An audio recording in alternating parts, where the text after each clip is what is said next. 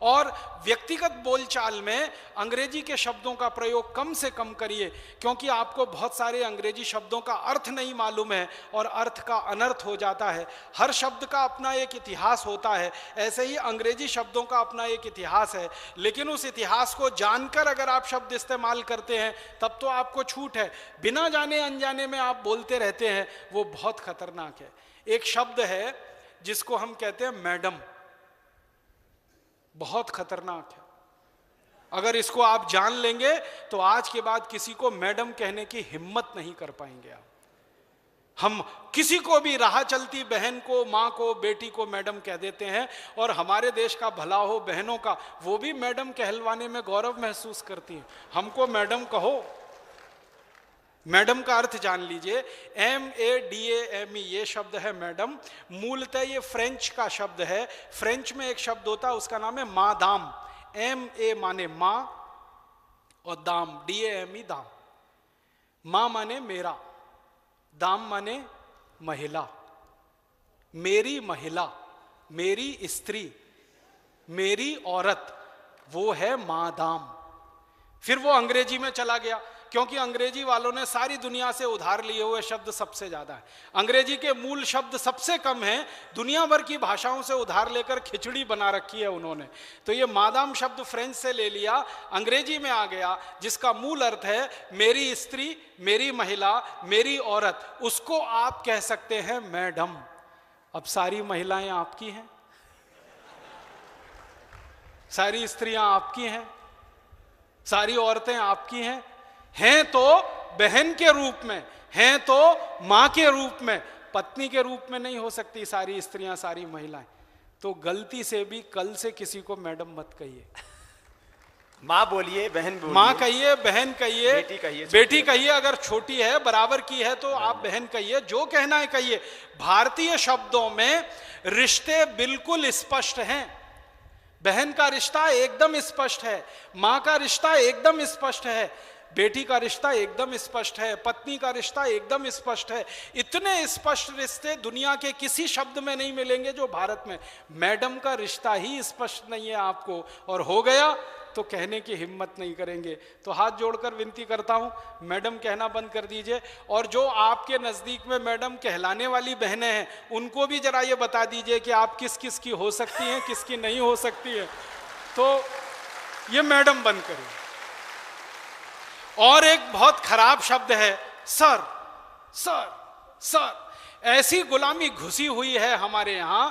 मैं कार्यालयों में जाता हूं तो एक ही शब्द सुनता हूं, yes sir, okay sir, right sir, very good sir, fine sir, sir, sir. मालूम है सर क्या है? ये जो SIR सर शब्द है, ये अंग्रेजी का शब्द है, मूलतः अंग्रेजी का है। और ये शब्द आया है पदवी से। एक पदवी होती है जिसको सर कहा जाता है इंग्लैंड में। जैसे हमारे यहाँ आचार्य जी है ना, वो एक पदवी है ना, वैसे ही सर एक पदवी है। लेकिन कोई अच्छी पदवी हो तो बोलने में मजा भी आएगा, अच्छा भी लगे। ये पदवी क्या है वो जान लो। यूरोप में, पूरे यूरोप में सभी भाषाओं में ये सर शब्द है। अंग्रेजी में मूल रूप से आया, फिर दूसरी भाषाओं में गया। पूरे यूरोप में एक मूल परंपरा है जिसको आप सुनेंगे तो हैरान हो जाएंगे। दूसरों को गुलाम बनाकर रखने की परंपरा हजारों साल तक यूरोप में रही है। दूसरों को गुलाम बनाकर रखने की परंपरा यूरोप में बहुत लंबे समय तक रही है, हजारों साल तक रही है। तो होता क्या है यूरोप में, जो व्यक्ति जितने ज्यादा लोगों को गुलाम बना के रख सकता है वो उतनी ही ऊंची पदवी का अधिकारी होता है, उसकी पदवी उतनी ऊंची होती है। गुलाम बनाकर जो रख सकता है उसकी पदवी उतनी ही ऊंची हो सकती है। महिलाओं को गुलाम बना के रख सके, पुरुषों को गुलाम बना के रख सके। गुलामी की प्रथा पूरे अमेरिका, पूरे यूरोप का सबसे शर्मनाक और काला अध्याय है जिसको वो कभी मिटा नहीं पाएंगे दुनिया के सामने। उस गुलामी की परंपरा में से निकला है सर। जिनके गुलाम सबसे ज्यादा हैं वो सर की उपाधि से विभूषित किए जाते हैं।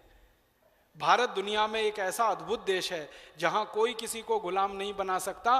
कारण क्या है? यहां सब स्वतंत्र हैं, क्योंकि आत्मा सबकी समान है और सब ईश्वर के पुत्र हैं, सब बराबर हैं, कोई ऊंचा नहीं है, कोई नीचा नहीं है। चींटी भी आपकी गुलाम नहीं है, मक्खी मच्छर भी आपके गुलाम नहीं है। वो भी स्वतंत्र जीव है, आप भी स्वतंत्र जीव सब है, भगवान के उनको जिंदा रहने का उतना ही अधिकार है जितना आपको। तो हम तो चींटी मक्खी मच्छर को गुलाम नहीं बना सकते, आदमी को गुलाम बनाना तो दूर की ही बात इस देश में संभव नहीं। तो यहां गुलामी की परंपरा हो नहीं सकती और वहां गुलामी के अलावा दूसरी कोई परंपरा नहीं हो सकती। तो वो सर के शब्द का इस्तेमाल करते हैं उस गुलामी की परंपरा को बताने के लिए और समझाने के लिए। हम हमारे देश में कम से कम इस गलत शब्द का उपयोग ना करें। आपको सर बिल्कुल हटा देना चाहिए अपने जीवन में से, और अगर किसी अननोन अनजान आदमी को आप संबोधित कर रहे हैं तो श्रीमान कहिए ना, कितना सुंदर शब्द है श्रीमान।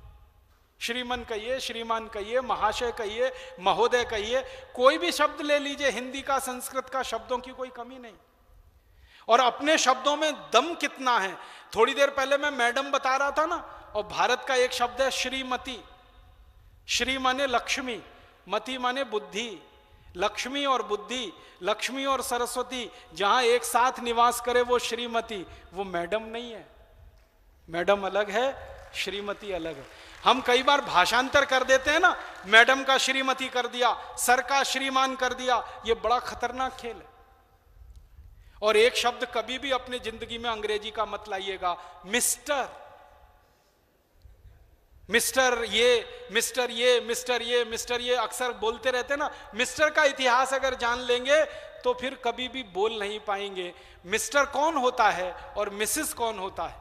हमारे यहाँ मिसेस श्रीमती नहीं है। इंग्लैंड यूरोप में मिसेस और मिस्टर जो शब्द हैं वो क्या हैं। इंग्लैंड की एक पुरानी परंपरा है, वो ये है, एक से ज्यादा स्त्रियों को अपने साथ रखना, एक से ज्यादा पुरुषों को अपने साथ रखना। कोई महिला है, रानी है, वो कई पुरुषों को अपने लिए इस्तेमाल कर सकती है, अपने शरीर की वासना को शांत करने के लिए। और कोई राजा है, वो बहुत सारी स्त्रियों को इस्तेमाल कर सकता है अपने शरीर की वासना को शांत करने के लिए। और राजा के नीचे के जो लोग हैं वो भी उसी परंपरा में चलते रहते हैं, जो अधिकारी वर्ग के लोग होते हैं। तो वहां बहुत सारी महिलाओं से बहुत सारे पुरुषों के रिश्ते होते हैं, बहुत सारे पुरुषों के बहुत सारी महिलाओं से रिश्ते होते हैं। एक खराब शब्द है ना, विवाह के अतिरिक्त संबंध, जिसको एक्स्ट्रा मैरिटल अफेयर्स कहते हैं, वो पूरे यूरोप में सामान्य है। मैं यूरोप के ऐसे बहुत बड़े लोगों को जानता हूं जिनकी 20-20 शादियां हुई, 25-25 शादियां हुई, 50-50, 35-35, 40-40, सबके तलाक हुए, अंत में कोई उनके साथ नहीं रहा, पत्नी भी अलग मरी, पति भी अलग मरा, ऐसे लोग हैं। और उनके यहाँ बहुत सारी शादियां होती हैं और बहुत सारी स्त्रियों को शादियों के बिना भी साथ में रखा जाता है। इस तरह का उनके यहाँ चलन है, वो अपने देश में नहीं रहा। और हमारे यहाँ गलती से किसी राजा ने ये कोशिश की तो जनता ने कभी उसको स्वीकार नहीं किया, ये आप जान लीजिए। हमारे यहाँ ऐसे कुछ राजा हुए जिन्होंने ये गलती की, उनको इस देश की जनता ने स्वीकार नहीं किया, हटाया उनको, गद्दी से उतारा, उनके खिलाफ बगावत की और उनके खिलाफ विद्रोह किया। तो हमारे यहाँ ये चलन और परंपरा है नहीं। हम थोड़ी शुचिता वाले लोग हैं, ब्रह्मचर्य की बात करने वाले लोग हैं। राजा के लिए ब्रह्मचारी होना बहुत बड़ी जरूरत माना जाता रहा है। यूरोप में ऐसा नहीं है। तो वहां क्या होता है कि एक ही पुरुष की बहुत सारी स्त्रियां हो सकती हैं, एक स्त्री के बहुत सारे पुरुष हो सकते हैं। तो उनको अलग अलग करने के लिए तय किया जाता है मिस्टर एंड मिसेस। कौन सी मिसेस? ये वाली। कौन से मिस्टर? ये वाले। कौन से मिस्टर? वो वाले। कौन से? तो अब मैं मूल अर्थ बता रहा हूं। मिस्टर का अर्थ होता है पति को छोड़कर कोई भी पुरुष, वो मिस्टर है। और मिसेस माने धर्म पत्नी को छोड़कर कोई भी स्त्री। आप सोचिए, आपके लिए यह संभव है? पति को छोड़कर कोई भी पुरुष मिस्टर हो सकता है और पत्नी को छोड़कर कोई भी स्त्री मिसेस हो सकती है। तो आप अपनी जिंदगी में मेहरबानी करके ये मिस्टर मिसेस शब्दों का इस्तेमाल बंद करिए। कभी लिखिए मत किसी को, बोलिए मत किसी को। परिचय करवाते हैं ना राजीव भाई कि ये हमारे मिस्टर है, ये हमारी मिसेज। बहुत खराब है। हम धर्म पति हैं या धर्म पत्नियां हैं, मिस्टर मिसेस नहीं है यहाँ कोई। क्योंकि हमने अग्नि के साक्षी में 7 फेरे लिए हैं पूरे समाज के गवाह बनाकर। हम ऐसे ही पति पत्नी नहीं होते हैं इस देश में। यहाँ बड़ी बहुत पुरानी परंपरा है पति पत्नी होने की। यूरोप में तो ऐसे ही हो जाते हैं। बेड पार्टनर हैं तो आप हो सकते हैं, भले आप कहीं जाएं या ना जाएं। और बिना पति पत्नी हुए भी सालों साल साथ रह सकते हैं, क्योंकि उनके यहाँ एक परंपरा है लिव इन रिलेशनशिप। आप पति नहीं है, पत्नी नहीं है, साथ में रह रहे हैं, बच्चे पैदा हो गए तो किसी अनाथ आश्रम को दे दिए, वहां पर वो बड़े होंगे, वहीं पर पलेंगे। फिर उनके साथ समस्या आती है कि नाम किसका दिया जाए, क्योंकि उनके बाप का पता नहीं, क्योंकि उनकी माँ का पता नहीं, तो चर्च फिर उनका नाम तय करता है और उनको चर्च का नाम दिया जाता है। तो उनके यहाँ की ये पुरानी परंपराएं हैं। अब वो खराब हैं अच्छी हैं वो जाने, हम उस पर टिप्पणी नहीं करते। हम ये नहीं कह सकते कि वो बहुत खराब है, हम ये भी नहीं कहते बहुत अच्छी है। हम तुलनात्मक रूप से कह सकते हैं कि अपने देश की परंपरा से वो भिन्न है। तो भिन्न परंपराओं में भिन्न शब्द होते हैं, भिन्न व्यवस्थाओं में भिन्न शब्द होते हैं। हमारी व्यवस्था और हमारी परंपरा मिस्टर और मिसेस वाली नहीं है। तो अपनी धर्मपत्नी के लिए गलती से भी ये मिसेस शब्द इस्तेमाल ना करें, और आपकी धर्मपत्नी को समझा के रखें कि आपके लिए कभी मिस्टर शब्द इस्तेमाल ना करें। क्योंकि अक्सर स्वामी जी जो कह रहे हैं वो मैंने भी महसूस किया है, कोई भी परिचय करा देता तो यही कह देता ये मेरे मिस्टर है और ये मेरी मिसेस है। और बहुत खराब एक अंग्रेजी का शब्द हम लोगों ने इस्तेमाल करना शुरू किया है, ये मेरी बेटर हाफ है। वो और भी तकलीफ देने वाला शब्द। बेटर हाफ वहां हो सकती है, यहां नहीं होती है कोई भी। ये तो आपकी पूरे जीवन की संगनी है, हाफ और फुल का कोई चक्कर ही नहीं है। और इस जन्म में नहीं है, 7 जन्म तक है। तो यहां हाफ और फुल का चक्कर ही नहीं है। इसलिए ये अननेसेसरी, बिना किसी कारण के अपनी इंप्रेशन को बढ़ाने के लिए, दूसरे पे दबदबा साबित करने के लिए अंग्रेजी शब्दों का उपयोग अपने जीवन में आप तो कम से कम करिए। तो ये मेरी आपसे प्रार्थना है। तो भाषा की गुलामी से आप थोड़ा, अंकल आंटी भी हाँ, तो ज्यादा कर। भाषा की गुलामी से थोड़ा बाहर निकलिए। एक और बहुत खराब शब्द है अंकल, और दूसरा है आंटी। अब यूरोप में कोई रिश्ता नहीं है, चाचा नहीं है, मामा नहीं है, मौसा नहीं है, फूफा नहीं है, मौसा का मौसा नहीं, मामा का मामा नहीं, फूफा का फूफा नहीं, वहां तो सब अंकल है। क्यों नहीं है? क्योंकि परिवार नहीं है। परिवार होते हैं तो रिश्ते होते हैं, परिवार है ही नहीं।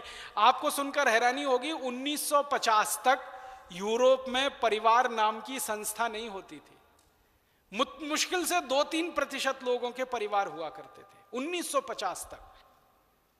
अभी थोड़े दिन से उनके यहाँ ये थोड़ी परंपरा आई है, वो भी भारत और पूर्वी देशों से उन्होंने सीखी है। तो जहां परिवार नहीं होगा वहां पारिवारिक रिश्ते नहीं हैं। तो सारे रिश्तों को वो एक जगह इकट्ठा करके उन्होंने अंकल कह दिया, उन्होंने आंटी कह दिया। तो आपके जीवन से ये अंकल, आंटी, फिर ये मिस्टर, मिसेज, मैडम, सर, ये फालतू के जो अंग्रेजी शब्द हम लोग बेकार में इस्तेमाल कर रहे हैं, इनको निकालिए। भाषा की गुलामी से आप बाहर निकलिए तो दूसरों को निकालने में सुविधा होगी।